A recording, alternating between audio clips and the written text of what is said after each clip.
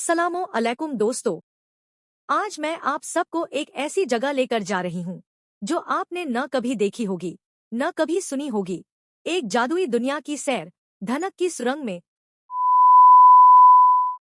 नन्ही आयशा बारिश के बाद खिड़की के पास बैठी बाहर का मंजर देख रही थी। आसमान पर एक खूबसूरत धनक नुमाया हो चुकी थी, रंग बिरंगी कमान जैसे आसमान पर किसी ने पेंटिंग कर दी हो। अचानक आयशा को लगा जैसे धनक के एक सिरे से रोशनी की एक पतली सी लकीर जमीन तक आ रही हो। तजस्सुस में वो बाहर निकली और उस रोशनी के पीछे चल पड़ी। चलते चलते वो एक छोटी सी पहाड़ी के पास पहुंची जहां एक चमकती हुई सुरंग दिखाई दी। सुरंग के मुंह पर धनक के सारे रंग झिलमिला रहे थे। आयशा ने हिचकिचाते हुए कदम बढ़ाया और अंदर दाखिल हुई।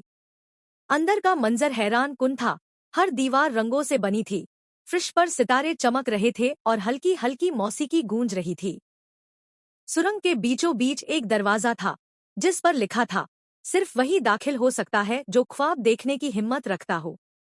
आयशा ने दरवाजा खोला तो सामने एक जादुई बाग था जहां बोलते जानवर, उड़ती किताबें और खुशबूदार हवाएं थी। एक नन्हा सा परिजाद उसके पास आया और बोला, ये तुम्हारे ख्वाबों की दुनिया है जहां सब कुछ मुमकिन है।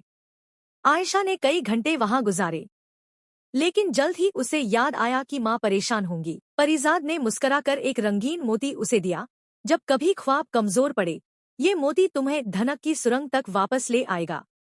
आयशा पलटी तो फिर वही पहाड़ी, वही रास्ता और उसकी खिड़की के पास बैठा बचपन।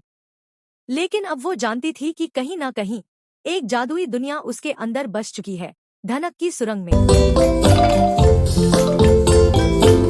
इस्लामी और मिज़ाहिया कहानियों के लिए हमारे चैनल को फॉलो करें, लाइक करें, कमेंट करें, शेयर करें और बेल आइकन को दबाना ना भूलें।